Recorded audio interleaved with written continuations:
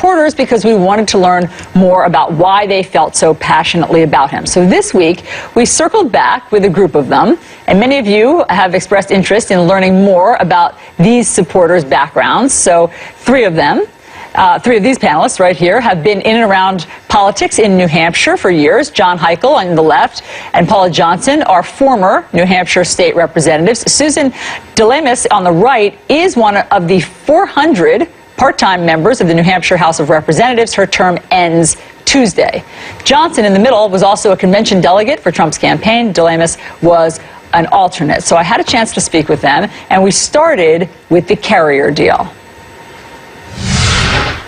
The headline today was that Mr. Trump has made a company that was thinking of going to Mexico able to stay here in the United States, want to stay here in the United States. Carrier. You're referring to Carrier, and they're going to keep Carrier. Yes. They're going. Carrier Air Conditioner are going to keep 1,000 of their jobs here in Indiana. Some will go to Mexico, but 1,000 workers will stay here. That's a coup. We don't know that much about the deal, what they were offered in order to keep the jobs here. Do you want to know more about that?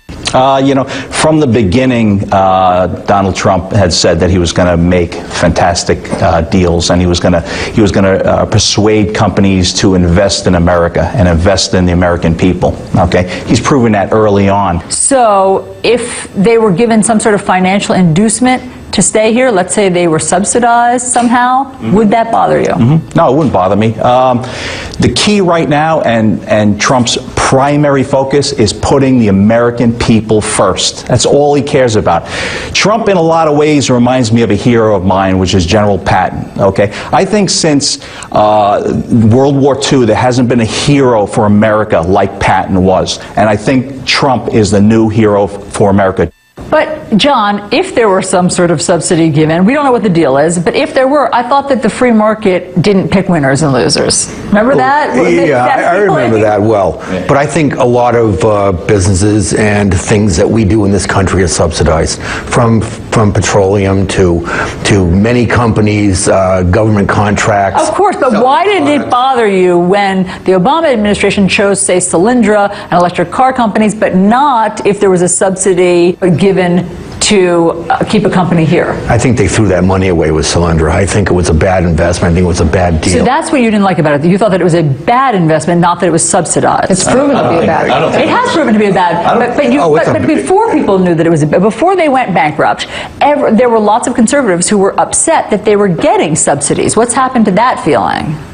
I think, well, they're blocking out the fact that most of the things we have here are subsidized anyway. So are you, as conservatives, okay with that, the subsidies? There's no subsidizing. I can almost guarantee you he wasn't subsidized, you know, this carrier company. You drive through these towns and throughout the country, and there are empty factories everywhere. Oh, yeah. That we should have, somebody should have taken the initiative to save those companies and have them stay here instead of moving offshore. Conflicts of interest. So Mr. Trump has something like 144 businesses all around the world. Does anyone have any concern that that will complicate his dealings in the White House? No, not at all. He's got a family that, I mean, when you look at these folks, when you look at his kids, talk about raised right, so he's going to release the business interests to them, okay, because they're totally capable. And so there's not going to be a conflict of interest because he's not going to be directly involved. Okay, but just help me understand this. Substitute the word Ivanka for Chelsea Clinton.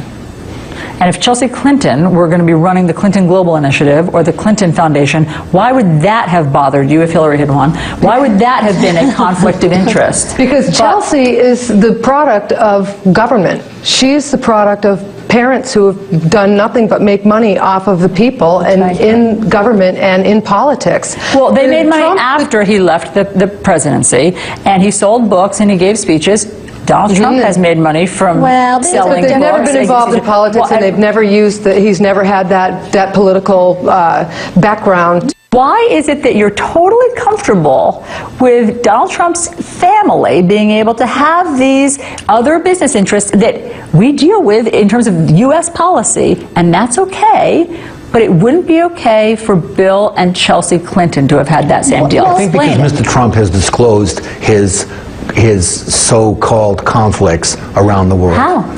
Well, by coming out and saying that he owns some of the best real estate and some of the best businesses in the world. But he didn't release his taxes, so you don't know exactly what the level of connection is to some of these places. And what's the purpose of releasing his taxes anyway? Yeah. I mean, what are we looking if there were for? conflicts of interest. Yes. You know, I don't agree with that. What? I don't care, Allison, about the tax returns. He wasn't in politics. Next year, I'd like to see his tax return when he's president.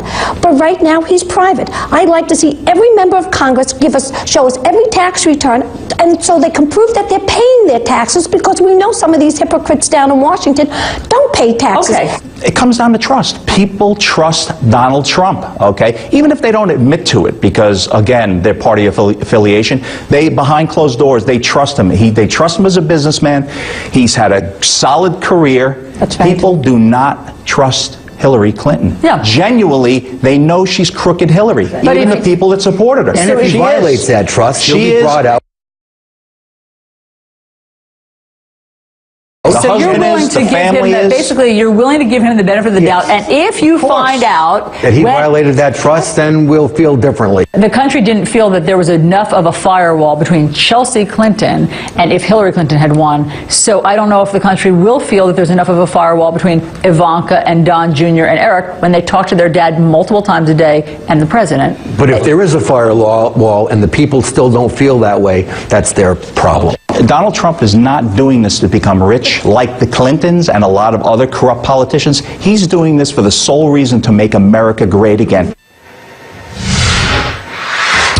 Your thoughts? I think they really support Donald Trump. Look, there are times when you're in a relationship where you have blind spots toward the ones you love. When I heard them say there that Mr. Trump has disclosed everything, nothing could be further from the truth there. I mean, Donald Trump, he won fair and square, but he disclosed less than any modern presidential candidate in history. The guy never released his tax returns. We don't know any of the details, really, of his vast business relationships there.